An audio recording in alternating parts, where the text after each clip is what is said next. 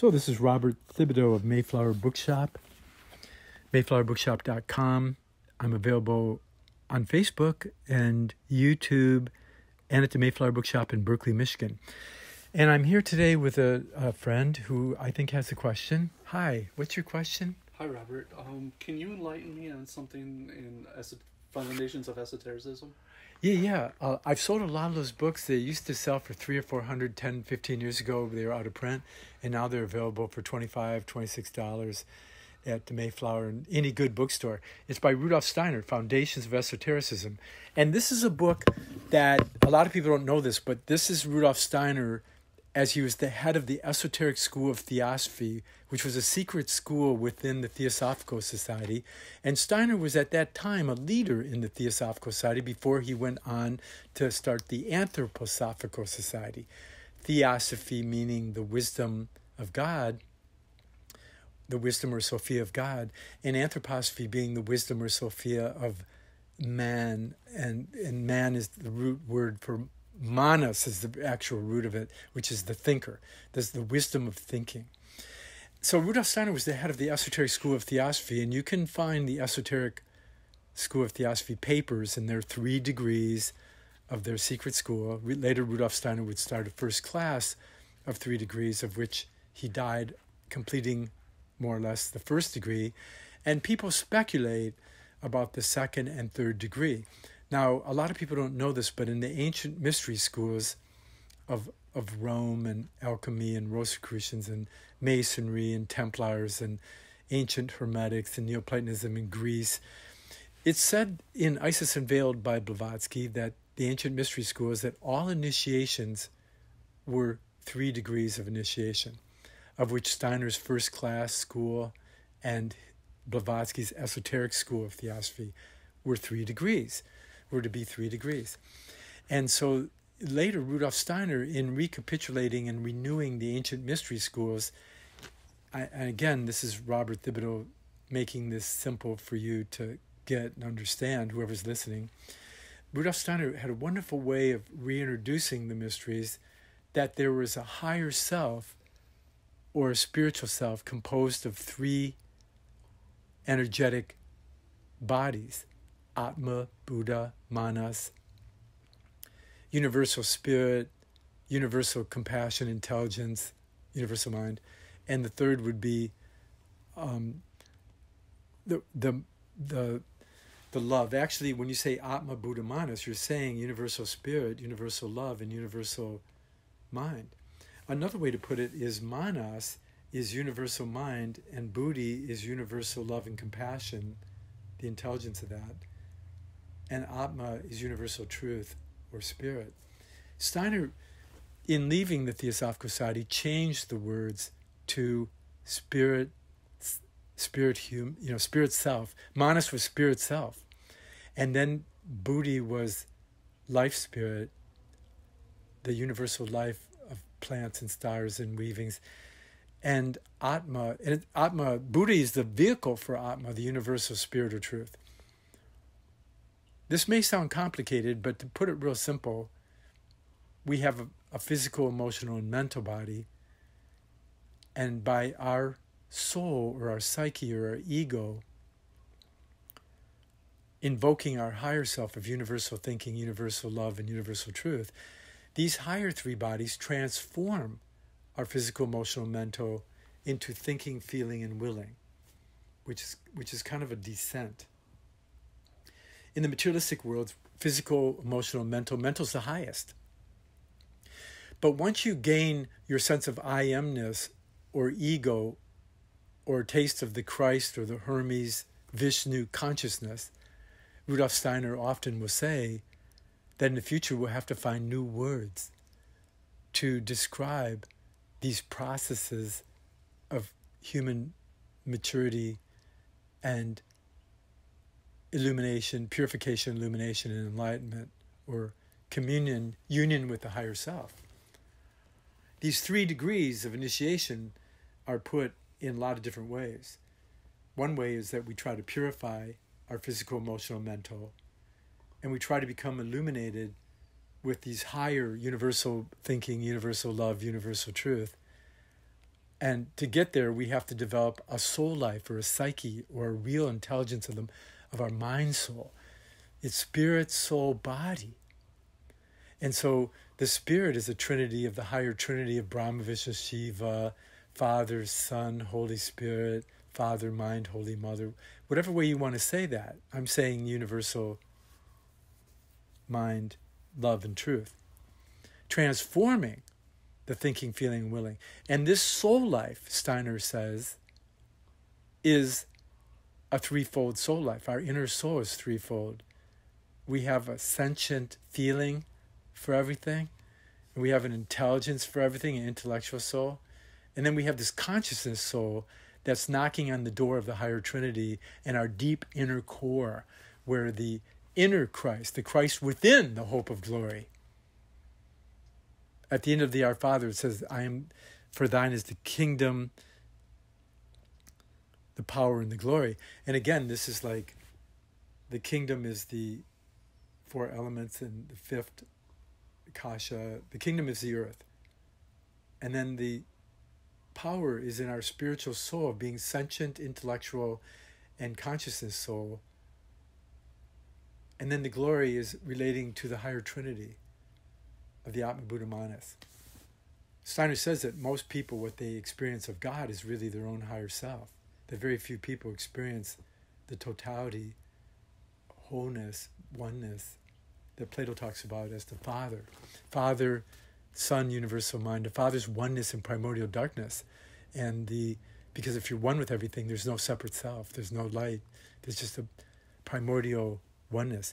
And so that the only begotten Son is the Son, S-U-N, of God, the Son, the Christ Son, the light within you that brings you cognition and feelings and awarenesses and consciousness, and that you can grow.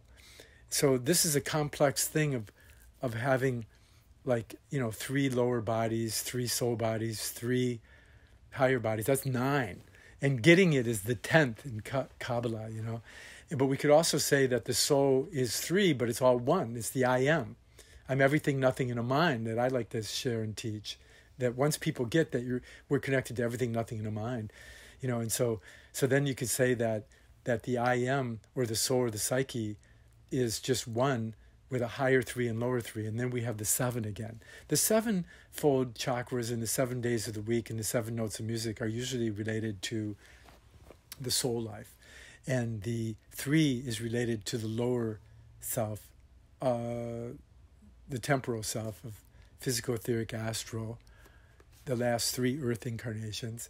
And we're in the 4th earth right now of the I am, and that we can contact the energetics of the next 3 earths, which are universal mind, universal love, and universal truth, as the Brahma, Vishnu, Shiva, the Osiris, Isis, Horus, any great trinity.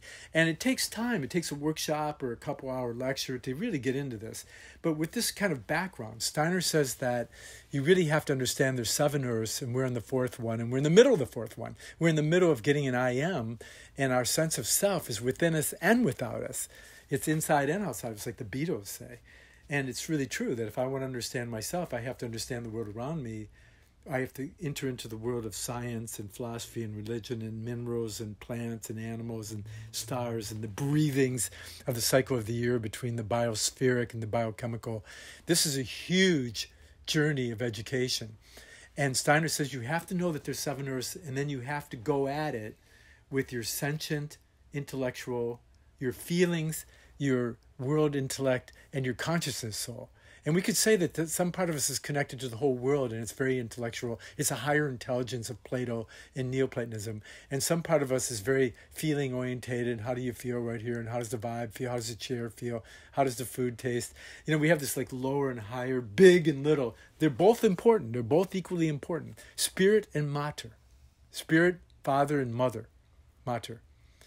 And we have consciousness arises. We're the sons and daughters of everything and nothing. And that's the crisis opportunity of the soul. So that the soul is sentient, intellectual, and consciousness soul, feeling and intelligence, and this birthing of a self that's between everything and nothing. And we're trying to invoke the higher Trinity, the Father, Son, and Holy Spirit, if you want, to help guide us. So having that as knowledge, as a pilgrim, soul, sojourner, apprentice, learner, trying to become a master of wisdom and compassion. Let's read chapter 2, Foundations of Esotericism. And I'll stop and explain when I think I need to. Lecture 2, Berlin, September 27th, 1905, Rudolf Steiner from Foundations of Esotericism. Today we will concern ourselves with 3 important ideas connected with parts of human nature. These may be said to form guiding threads through the entire world. They are as follows: activity of movement, wisdom, which is also called word, and thirdly, will.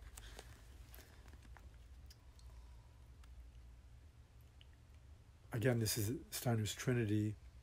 Activity or movement. Wisdom is the wisdom of the right view of emptiness according to the Tibetans. But wisdom is the digestion of experience and teachings and self into the elixir of wisdom. And the will, the movement is the Holy Spirit that moves the world. And the will is the Father that's deeply embedded in the will of the worlds. And we don't see the Father. Okay, back to Steiner. When we speak of activity, we usually mean something very general. The esotericist, however, sees in activity the foundation of the whole universe as it surrounds us. For the esotericist, the original form of the universe is a product of activity, moving, a point in continuity. The whole world is in ceaseless activity. In reality, this activity is karma. When speaking about the human being, we speak of his astral body as being karma, as being activity, cause and effect, karma. Actually, the astral body is that part of the human being which is closest to him. What man meaning thinker, mind, manas. What man experiences, man or woman. I mean, this is the old way of talking, eh? Okay, back to Steiner. What man experiences so that he differentiates between well-being and misfortune, happiness and sorrow, emanates from his astral body. The astral body's like and dislike, sympathy, antipathy, purification. This is me talking. The purification of the astral body is to transcend opposites. Like and dislike, sympathy, antipathy, higher and lower, inner and outer. Okay, back to Steiner. He differentiates between living being, well-being, and misfortune. Happiness and sorrow emanates from his astral body. Love, passion, joy, pain, ideals, duty are bound up with the astral body. When one speaks of joy and sorrow, desires, wishes, and so on, one is speaking of the astral body. Whereas the human being continually experiences his astral body, the seer perceives its form, which is in continuous transformation. At first, so long as man has not yet worked upon it, it is undifferentiated. In our time, however, man works upon it constantly. When he distinguishes between what is allowed and what is forbidden, he works into it out of his ego, his I.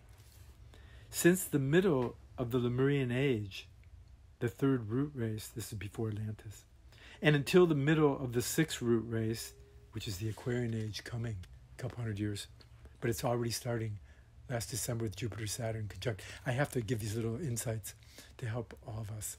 Okay, back to Steiner. Since the middle of the Lemurian age, the 3rd root race, and until the middle of the 6th root race, man works upon his astral body. Why does the human being work upon the astral body? He works upon it because in the sphere of activity, every single activity calls forth a counter effect, action and reaction. If we rub our hand on a tabletop, it becomes hot. The warmth is the counter effect of our activity. Thus, each activity calls forth another.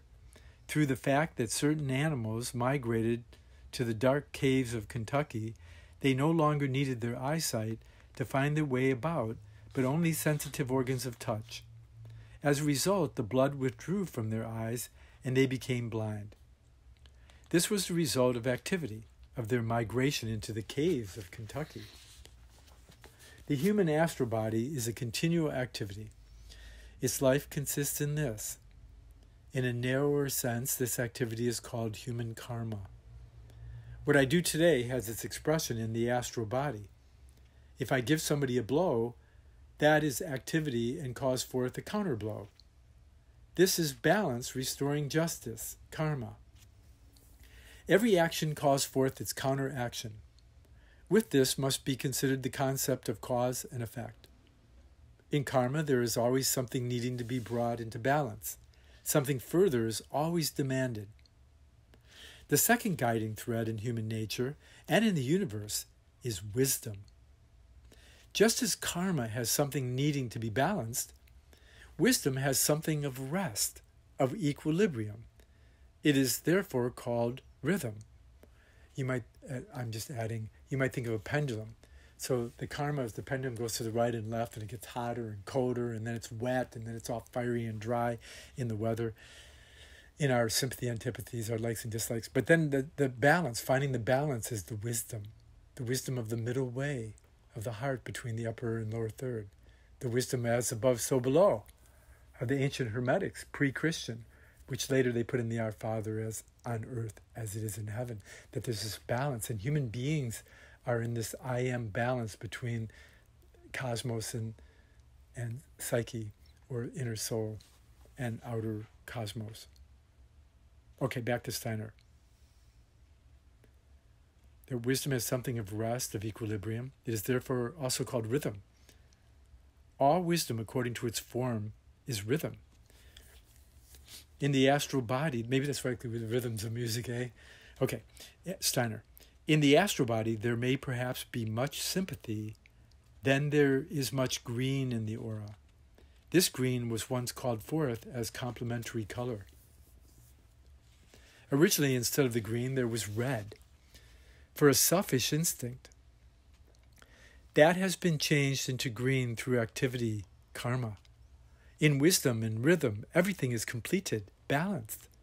In man, everything rhythmical, filled with wisdom, is in the etheric body. That's the counter-sexuality, the etheric body. Like the anima, animus in Jungian psychology. This is me talking. The anima is for a man is the inner feminine feelings, and for a woman is the inner aggressive man, or projector, or whatever. So there's this balance of, I mean, everybody's getting kind of mixed up on that, but there's an inner and outer balance, and this, he's calling it the etheric. The etheric, back to Steiner, the etheric body is therefore that in man which represents wisdom. In the etheric body, repose, rhythm, holds sway. The physical body actually represents the will. It's the lowest thing. The Father's in the deepest place, I think. Okay, back to Steiner. I'll try to stick with Steiner here. The physical body actually represents the will. Will, in contrast to absolute rest, is the creative element, that which is productive. Thus we have the following ascent. Firstly, karma activity, what needs to be balanced. Secondly, wisdom, what has been brought to rest. Thirdly, will, such as overabundance of life that it can sacrifice itself, offer itself up. Thus activity, wisdom, will are the three stages in which all being flows. Let us study from this point of view the human being as he stands before us. In the first place, man has his physical body. As he is at the present time, he has no influence at all upon his physical body. Physically, what man is and does is brought about from outside by creative forces. He cannot himself regulate the movement of the molecules of his brain. Neither can he control of himself the circulation of the blood. In other words, the physical body is produced independently of man and is also sustained for him by other forces.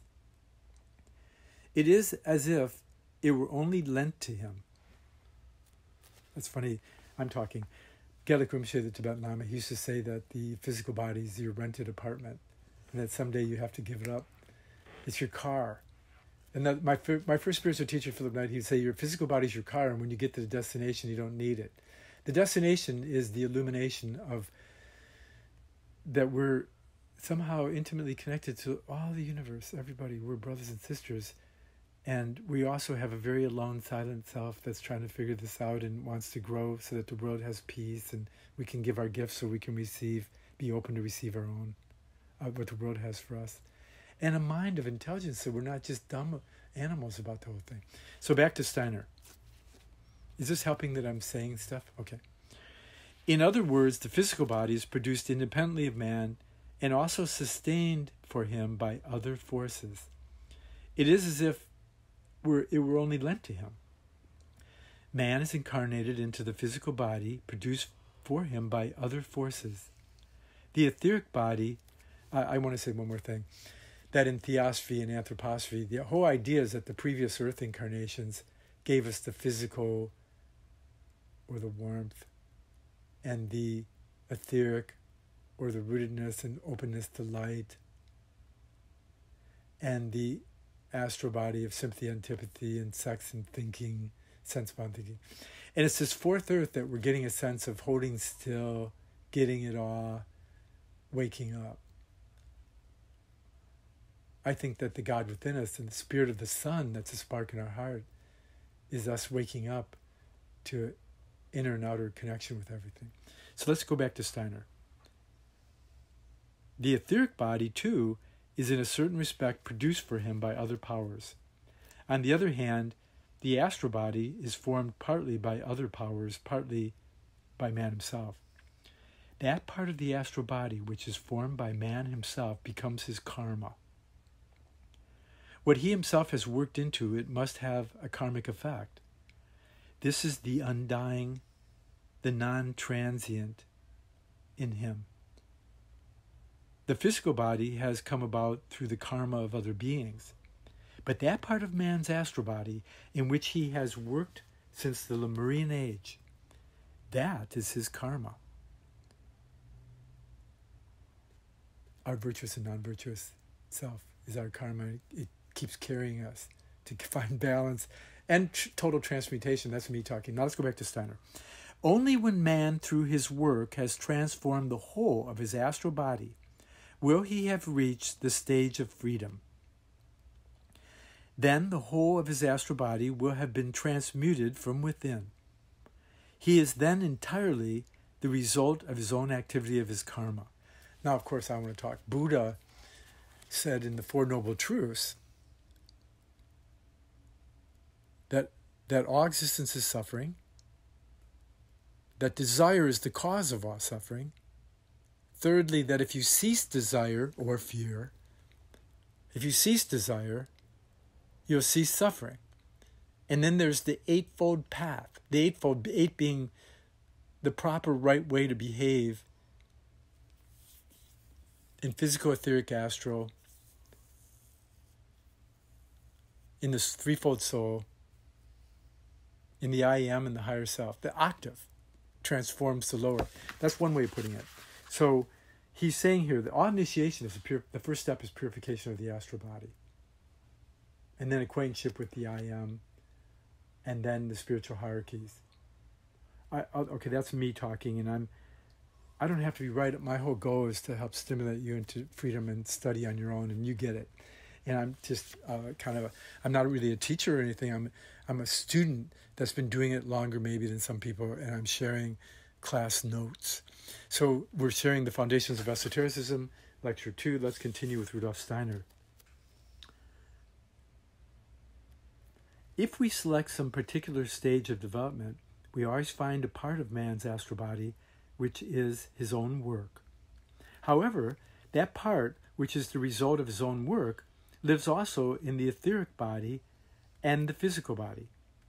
So in the physical body lives also what man has made out of himself. Through the physical body, it lives in the physical world. He would be unable to form concepts without the physical world if he did not work in it through his organs. What the human being experiences in his astral body, he builds into himself. The astral body being the pleasure and pain, And we're working on it to make sense of it all and balance it out and take it up to the next higher level. Okay, back to Steiner. In what he observes in the physical world, his three bodies are active. For instance, when he sees a red rose, all three bodies are engaged, the physical, etheric, and astral. To begin with, he perceives red. In this, the physical body is engaged. In a camera obscura, the rose makes the same impression. Secondly, the rose is conceived in the etheric body as a living idea. And thirdly, the rose gives pleasure or displeasure to the person. And in this, the astral body is engaged, like and dislike. These are the three stages of human observation. The innermost part of man works in the external world by means of the three bodies. What man takes in from the outer world, he takes in through these three bodies. Desire underlies all these things, involving human activity or karma. Man would have no reason to be active if he had no desires. He has, however, the desire to take part in the world surrounding him. This is why we also call his astral body his body of desires. An interconnection exists between man's activity and his organs. He needs his organs both for the lowest and the highest impulses. He also needs them in art. When someone has once and for all absorbed everything from the world, he has no further use for his organs. Between birth and death, man accustoms himself to perceive the world through his organs. After death, what he is thus accustomed to must slowly be put aside. Still wishing to make use of his organs to perceive the world, he finds himself in the condition which he called kama loka. That's an after-death state. Okay. What's karma loka? Karma loka is it's the after-death state. Like in Tibet, this is me talking. In Tibetan Buddhism, Chogyam Trungpa, who I hung out with a little bit in the past, Chogyam Trungpa said that all negative emotions are prematurely experiencing after-death states. Like when we die to our body, but then we have to die to our desires and fears, and then we have to die to our likes. And we have this triple death. We die to the physical, etheric, and astral before we can go to the sun stage. Our soul gets bigger and bigger and has to get past the moon and past Venus and Mercury. And when we get to the sun, we're all like spiritual heroes and Christ beings and Dianas and Athenas and Dionysuses. And we're all these cosmic Christ-like beings of Hermes and Mithras and Krishna. I mean, we get a real I am. And then we go into the spiritual worlds and we experience. This is in a book called From Death to Rebirth by Rudolf Steiner, which I'll read to you at another time. But Karma Loka, when we experience it here, it's like we're drugged out or high or we're meditative and our endorphins are triggered and we have some kind of cosmic experience of a transcendent self that can see through ourself and transcend desire and have remorse and regret and wish to do better. So kama loka is the after death state, basically. The kama, desire, and loka, a state of desire and fear that we have to overcome after death. It's like the second death. And when we experience everything and we get the wisdom and insight of it, we can transcend it. So back to Steiner, if after death a person has no further desire to use his organs, Kamaloka would no longer exist for him. In Devachan is the land of angels and higher self, kind of.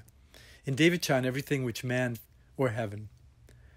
Devachan, everything which man formerly perceived around him with his organs is there perceived from within without organs.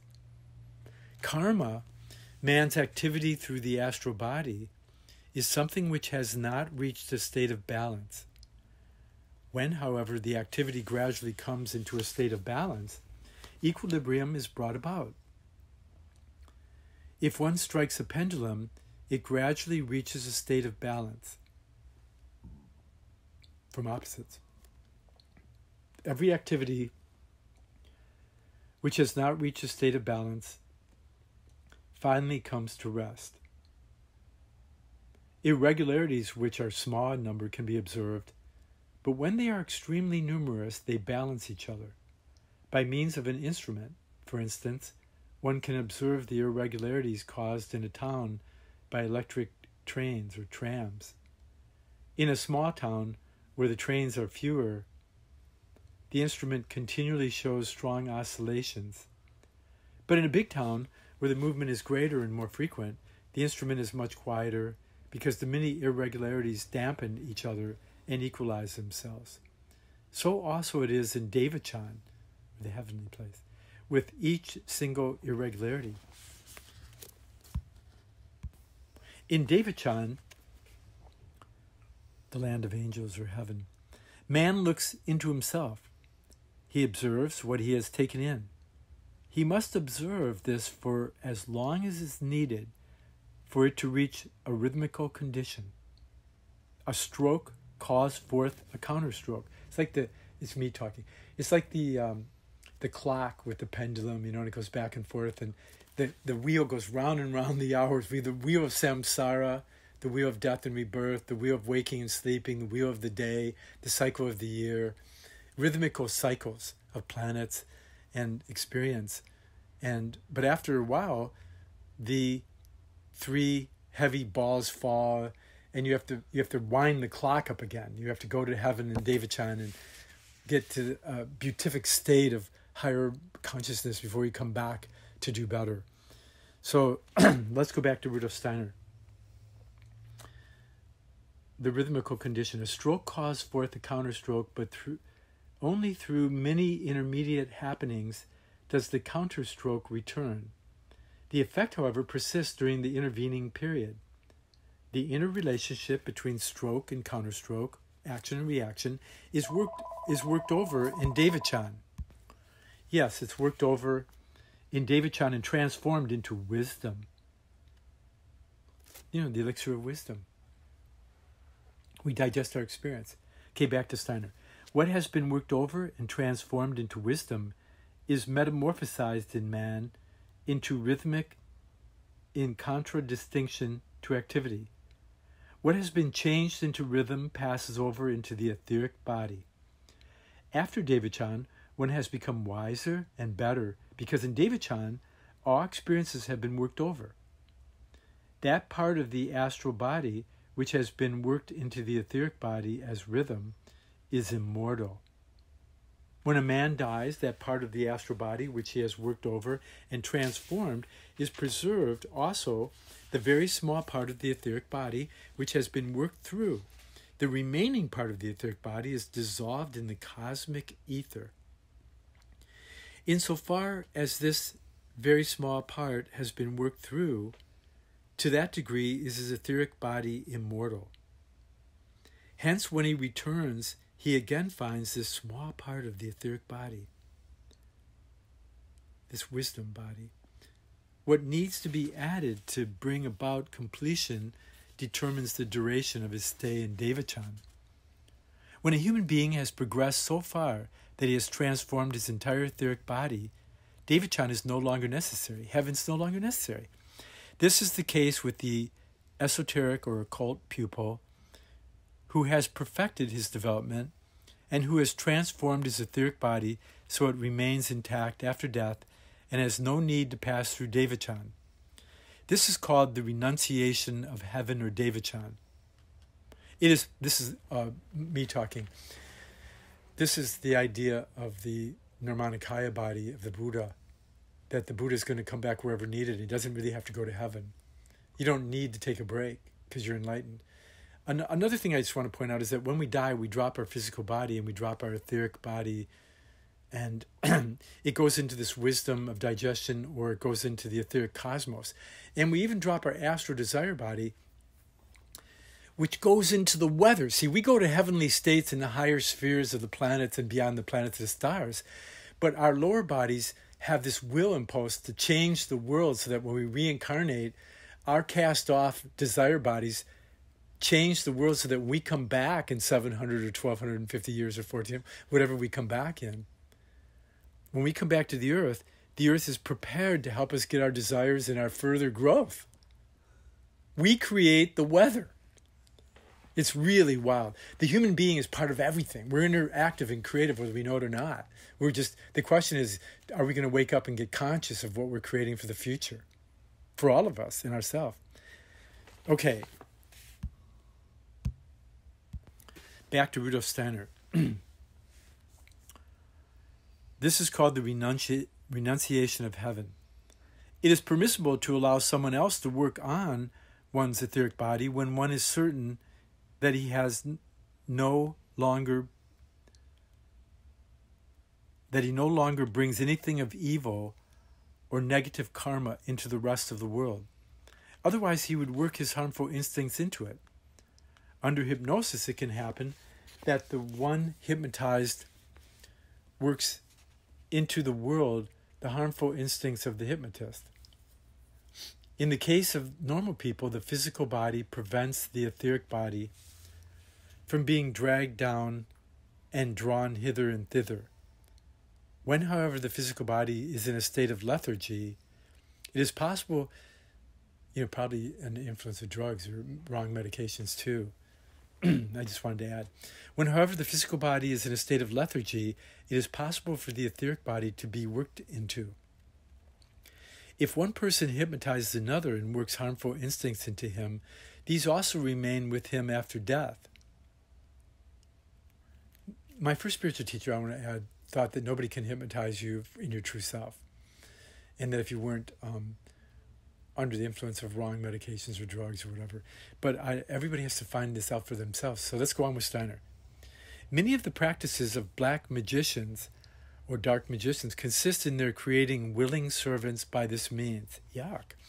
It is the rule of white magicians or good magicians, holy magicians, maybe we would change these terms now, to allow positive magic, right? To allow nobody to have his etheric body worked into unless by someone whose instincts have passed through catharsis. Holy catharsis. In the etheric body, rest and wisdom prevail. Silence and insight prevail. No self and light prevail. This is me saying. Back to Steiner. In the etheric body, rest and wisdom prevail. When something bad enters into it, this element of evil comes to rest and therefore endures. Before the human being as pupil is led to that point at which of his own choice he can work on his etheric body, he must at least to a certain extent be able to evaluate karma in order to achieve self-knowledge. Meditation, therefore, should not be undertaken without continual self-knowledge, self-observation. By this means, at the right moment, man will behold the guardian of the threshold. Robert, what is the guardian of the threshold? Well, that's a good question, and Steiner just brought it up. So I'll share my usual quick way of understanding it. The guardian of the threshold was an idea previous to Rudolf Steiner that Blavatsky had, and there's a book by Street called The Guardian of the Threshold, I believe. The guardian of the threshold, what it is it's our lower self, our desires and fears, that when we try to become powerful and spiritual before we're ready, we meet our trouble, we meet our undigested experience, we meet our bad karma, our unresolved karma that we haven't brought to rest and insight. And the lesser guardian stops us from entering the spiritual worlds prematurely and causing more trouble. It's like Mark Twain's The Mysterious Stranger last book, that the nephew of Satan is here to stop worse things from happening. And a lot of difficult things that we see in the world, according to this theory, the masses of human beings on the planet today are meeting the lesser guardian of the threshold rather than meeting the Christ or the Buddha or the Hermes or the Mithras or the virtuous self. So it's the higher guardian of virtue and spiritual self and wholeness and selfless stillness and still learning. It's the higher self that overcomes the non-virtues and the lesser guardian of the threshold. And Steiner talks about this in The Way of Self-Knowledge, and he talks about it in Road to Self-Knowledge and how to know the knowledge of the higher worlds and its attainment. And so this would be a good place to stop and this would be part 1, and we'll go to part 2 in a minute. So this is Robert Thibodeau of Mayflower Bookshop, mayflowerbookshop.com, reading Foundations of Esotericism, and we're pausing at the guardian of the threshold. The guardian's guarding us at the threshold to the higher self, where we get graded and marked and we flunk or we passed, and we get to go into still higher learning and a higher calling and of virtue and fun that we're inspired to fall in love with these teachings. So we have a passion for higher knowledge. So this is Robert Thibodeau blessing your heart, and we'll continue this in part 2.